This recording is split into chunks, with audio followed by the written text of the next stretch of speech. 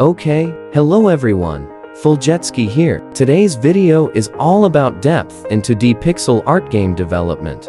This video is just a quick tip about depth, shared by someone who's still learning to code for viewers who are also learning. It's not meant to be educational or a proper tutorial.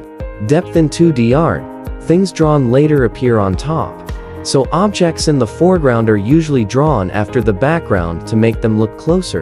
Depth is a fundamental part of making visuals for classic-style pixel games. At its core, handling depth is fairly simple, but depending on the logic, it can sometimes get pretty tricky to manage. In 2D graphics, depth decides the drawing order of objects on the screen. The lower the depth value, the later it's drawn, which means it appears on top of objects with higher depth. This is what it looks like when depth isn't handled for the objects in the room. Manually setting depth for each object on room layers, in my opinion, just isn't a long-term solution.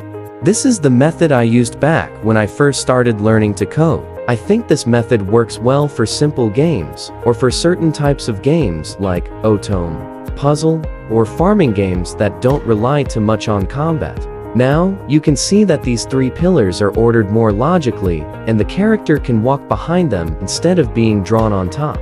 The character only appears on top of an object when their box bottom moves below that object's position. At first, I thought this method worked pretty well, but later on, it started conflicting with other features. Specifically, the weapon holstering system. Let me show you. You can see the gun sometimes appears below and sometimes above the character. That's because its direction changes, which also affects the position of its B-box bottom. To fix this, I switched from using negative B-box bottom to negative Y, and applied it only to specific objects instead of using it on all of them. That gives me better control over depth. With this method, objects are layered based on their Y-axis position, which helps eliminate most of the annoying depth-related logic issues. You can also see that now, when my character holsters a weapon and changes direction, there's no more weird or illogical depth sorting. Everything looks smooth and works without any glitches.